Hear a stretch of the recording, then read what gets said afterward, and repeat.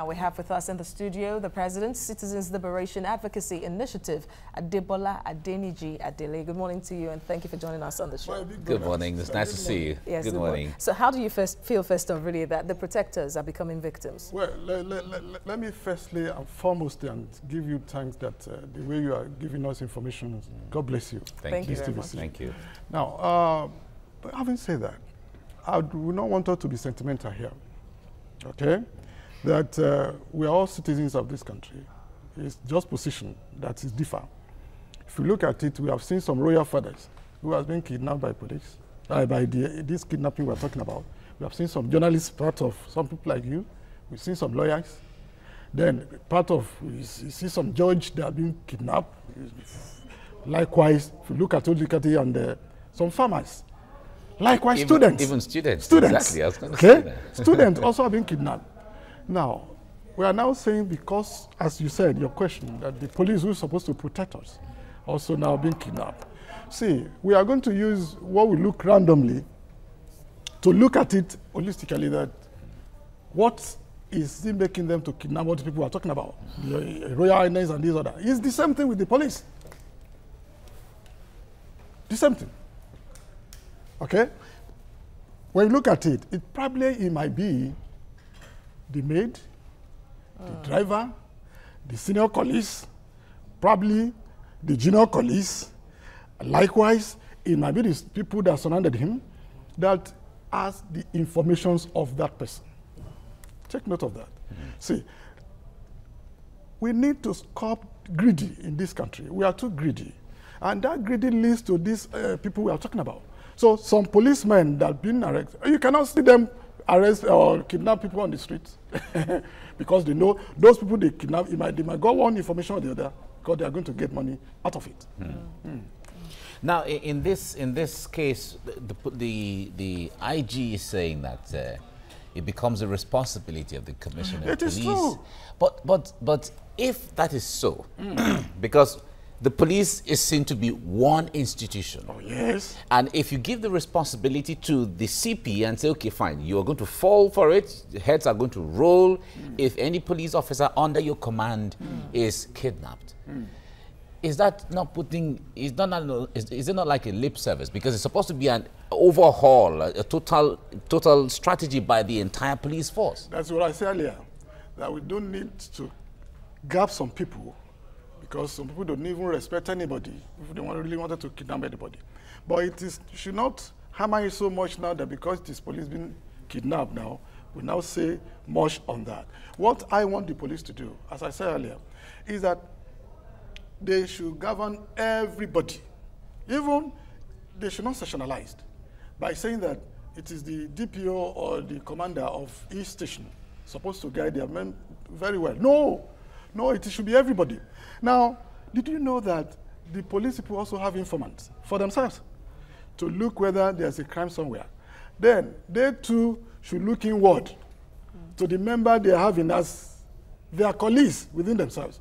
So it's very difficult for you to see the outsiders or person, some outside person, to tell you what is not happening inside police. Yeah, but you said just now that the fact that police officers are targeted is not out of place because many members of the society have been targeted. But then many would tell you, and of course, as we know that, the best way or easiest way to cripple any society is to attack its security base. So if members of the Nigerian security agencies are being targeted by kidnappers, what does that say really, in essence, about the security situation internally in the country? We can see it now.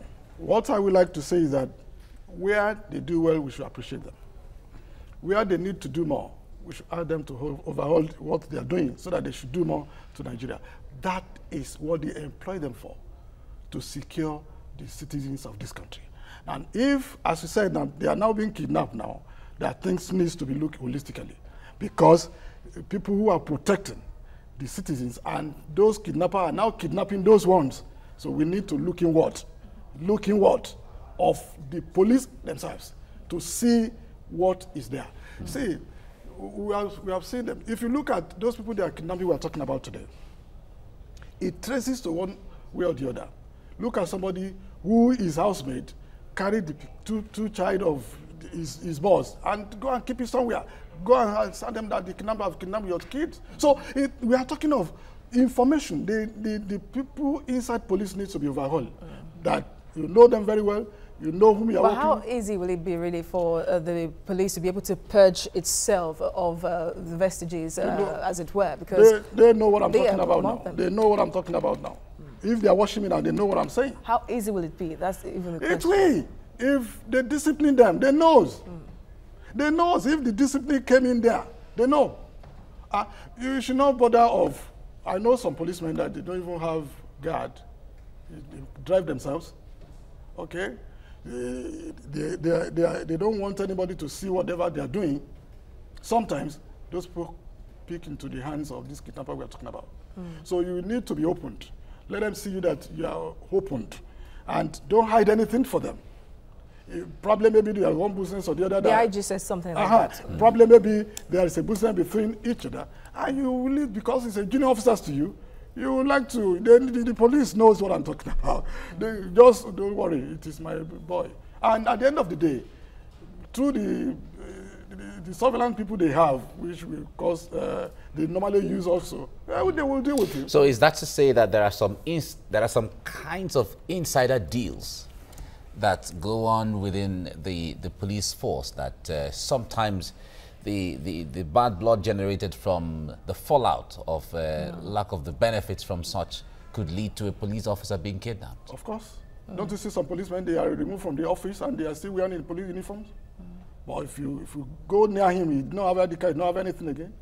Any bank that works today, you have seen so many that if they rob bank today, if they go inward, you will see that members of the banks know something about that's happening there. So it is something we should look very inward. You know, I said it, that if police can begin to discipline themselves, look at themselves, they know themselves. They know that this person can do this and this and this and this and that. But if they begin to discipline themselves and be watchful, they will see that we will not see kidnapper in police. And you would wonder really, because the way you said it, you're very sure that the authority there knows those with the inner dealings. But then you would wonder why, till now, nothing has been done, you know, to refine and reform the police force in the country, especially because the police is not even trusted by the people anymore. So of course, when you say that bail is free in the police station, these people are talking about, I don't know that they are collecting money before they can bail you. But when they open it, on the eyes of Nigerians, bail is free. They even pasted it there. We who go there every time to go and bail people, we see it there. But it's because we begin to fight them. Now, but you don't do what you said here. So that's why you will not see that even if they are beating one police on the road, before you see a citizen that will judge them or even follow them or to stop them, very hard, because probably they might see that he has done something wrong. But if you can reform our police, the police is their friends. They are the best people that are near to us or closest to us. That if anything is happening in this world or in this country, it is the police first. All right. In this case, excuse me, I wonder how should the IG of police really handle or go about this issue? Or is he overwhelmed by the ability and the capacity to reform the police? That's why we are saying things should be decentralized here. IG is in Abuja. I'm in Lagos here. He has no two eyes. As myself, he don't know what is happening in Lagos, no matter what happens. See, when you call him, that sometimes you not pick his call. So there are a lot of things that happen. Let us have 3 stages of police. That's what we are looking for. The state police, the community policing, and the local government policing.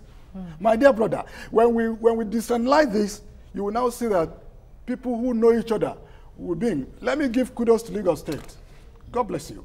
For this neighborhood safety call they have, though they have not yet done to my best expectation, but the little one they are doing now, beautiful. Being passing alone in your area, you will be caught. Being passing alone, you will know that these people are ready for business. That you can't see that one in police. But how will that solve the problem of targeting police officers? My dear brother, my dear sister, it will. Because in that area, they employ people within that vicinity. Okay? They know where those people... So they know each other. Yes! If they call... As I'm speaking with you now, in my area, almost 10, 15 streets. If you ask me as I'm staying here, I know those who are staying in that house. I'm not a policeman. I'm not a neighborhood safety corps. But those also the same what I have, because I was members of CDC or CDA, that within your vicinity, you know that what that person is doing. That's what I'm saying. If they can decentralize the police, that is to Abuja, down to Lagos. And the funniest thing is the governor of a state is the security of that state, but he has no power. Okay? If anything happened, oh, Commissioner, please, let me call my boss first before he answering to the governor. So all this little one we are seeing here now, it is very good one that Lagos State has made a test. That look, we are not using it for political gains. We are using it to save our people. The people are now turning, you don't see the time of wait here. They are using police, somebody who is there is the one that is going to use against also fall food to themselves. No. But now, look at the bus, look at the bicycle, look at the machine the Lagos State gave to all these people. They report. Do you hear somebody who wanted to snatch a bag? It is the people that catch him up and they handed over to police. So, you see it? But there are also arguments that when there is over familiarity, because the point there is when these, you're talking about the community safety, agency and all of that. Yeah. When they are within the community, they know everybody and everybody knows them. Yeah. And by the time they become too familiar with everyone, it renders them ineffective sometimes because there's this bond of this is my friend and he's doing something wrong and I'm not supposed to hand him over sometimes. That's why I say we should decentralize them. If the local community, I'm talking in the that's what I'm saying. From the perspective of neighborhood watch, for instance, was using that as a focal point here. That's what I'm saying. Okay. Their job is different. The state police is different from community policing, and if you look at it holistically, we cannot call these ones political community policing. They said neighborhood watch within the vicinity of your area, but that familiarity, they ask boss who is not residing in that area. You know, that if thing is getting too much, sometimes when the secret will come out one day, that if that person they clear to that area was has the familiarity with those people within that vicinity, one day. But sometimes that one day, the deed would have been done. All the damages would have been done. That will be part of their training. Probably I was not there, but I know it should be the part of their training. They are going to train them. That it should be a very good point for them that, look, don't get too familiar with people. All right, so let's look at why kidnapping is still quite rampant in the country, really. Okay. Could we safely assume that it's because rarely any case or a few cases have been adjudicated in court, so that maybe that's why the kidnappers are becoming more emboldened, knowing that it's quite lucrative? Because there's no deterrent, no samples. We have not kept anybody that, we have seen the law in Lagos, we have seen the law in the federal government, that there you kill. If the kidnapper, somebody they kidnapped died in your coffin or your area, you are going to die. If the person did not die, you go for life imprisonment.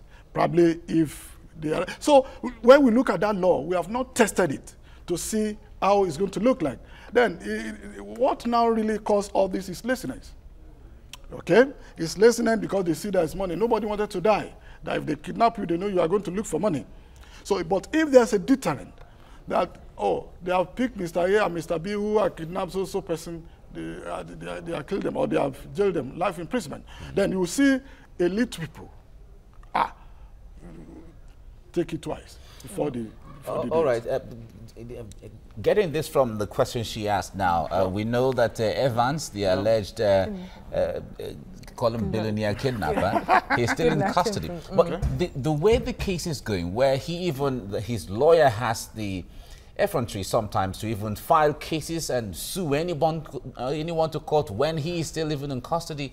How would you assess the way the case has been handled? You know, it baffled me because I put in keen interest in that case. I'm watching it holistically, and you people are helping us more to know more better. He made mention of something. He said in all these cases of this kidnapping, the information they are giving to them is that those people who do business together sometimes, and they refuse to refund all the gains, they will now send him, please, I think that drug we sold or we'll take to so-so place, no, that so-so person have not given my money. I want you to go and meet him. If he has money now, go and kidnap him so that you can see my money from him. So what I'm seeing there is that when we are too greedy and we are not cautioning enough of what we are doing, we fell in the hands of kidnapper.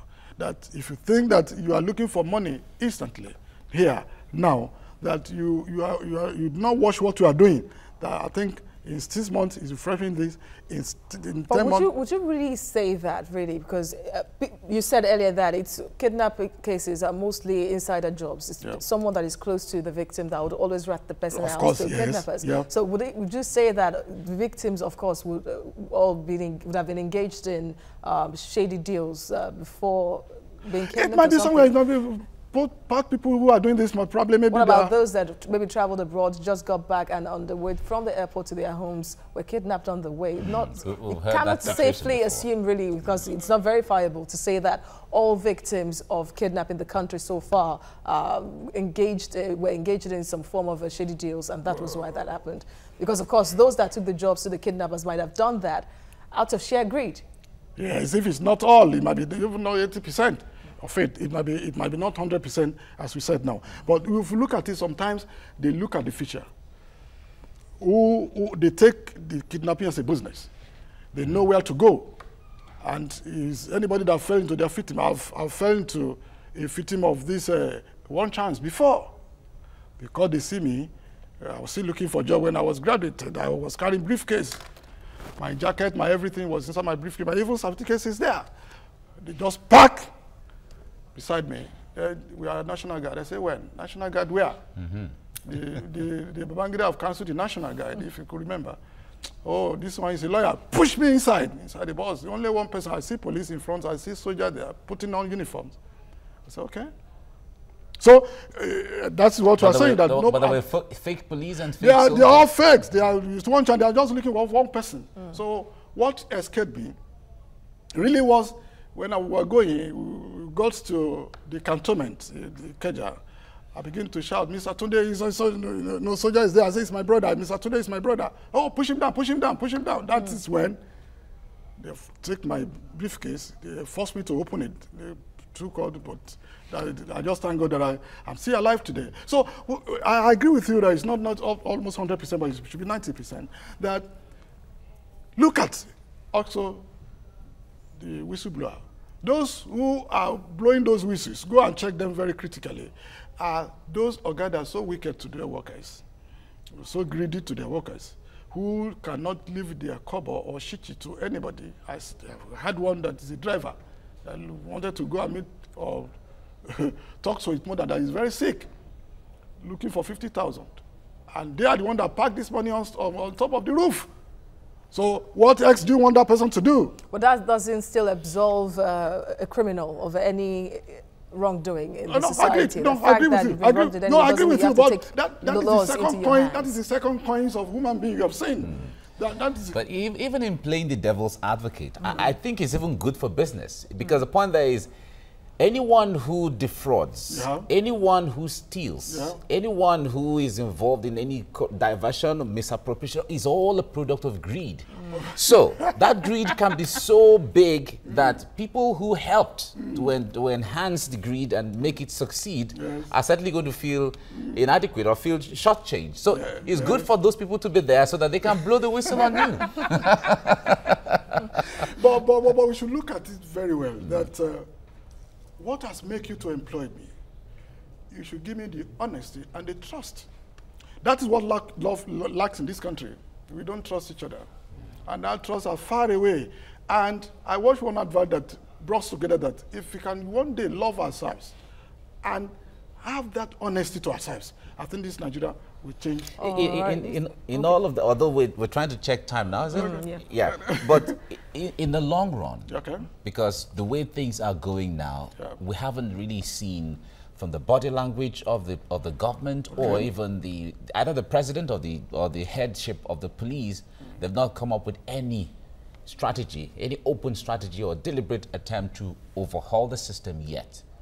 If things go on like this, what are the implications in the community? In fact, nobody is free. Nobody is free. That people will moving with 2 eyes and looking. Safe. Are not saved. But the bottom line I want us to do is, I want government to equip police very well. It is those who will be able to escape to be up there are the one that can say police is good. No, to be kind with you. But the other people we are thinking that they employ from the recruit, from this, they will never tell you that police good. But because they are there, and no matter what happened, they know each other. And they will not add more to what they wanted to do so that they can have money. And yeah, we hear that you will always be a victim of your action or inaction, really. Can we say is that civilian governments since 1999, they didn't and still don't understand that the police force in any society is supposed to be the backbone of the security system? It's force there now. What did the you say? Nigeria police. The Nigeria police. Because yes, talking about the reforms he talked about year in, year out, even before the civilian regime. Of course, we know what happened during the military regime. Yeah. The police was boxed. Now we are seeing in the democratic setting that soldiers are being used internally instead of the police as well. Does it mean that the Nigerian police is no longer as effective? It's sad, very sad. Very sad in the sense that the person that's supposed to have do this thing strictly is Obasanjo. Sorry to make mention his name this morning. He's the one that 1999 to see that ministry have gone and we were coming to democracy. Supposed to see the police and democracy are together. You can't formulate anything in democracy without policemen. So that's why you see what happened at Odi when Obasanjo was there. So those people have taken to court now. Or even in Zakimia. So what we are trying to say there, that you are formulating things to order very hard to. You will say police is our friend, but you are making us to be the enemy to police, because the way they reform them or the way they behave to us is not as much as we are thinking that they are our friends. Yeah, but the point there is, every president is as equal as the other president that has passed or the next one that has passed. You're sworn in. So, and government is always a continuum. Government is a continuum. So if at the regime of former President Olusegun Obasanjo he didn't do it, the other presidents also had the powers to do it. God bless you. Did you know that we are just umbrella under the federal government, but we are still playing on the political party? Okay? If you people want to go to make your news now, it says PDP has spent 16 years in government. You are not saying that probably we are not, but you made mentions of that party first before another party. Yeah, because the party owns the government. So if PDP has been there for 16 years, it's part of things that say, okay, you are supposed to have a reform police. And another party has been there now. And after that 4 years, people also will talk about what happened, what have you done there? Come and tell us your steward. So it's just the same thing. Unless we were together of the day we realize that we are together. That if we are beginning to look into the party, and the party is what we are putting all the 100% on, the day we are going to have the independent candidate, the day we are going to see that they are not going to be more party again. Thank you very much, Adibola Deniji Adele. Please put Junior there. Junior. Thank you. President of Citizens Liberation Advocacy Initiative. Thank you for coming on the program. Thank you very much. Thank you very much.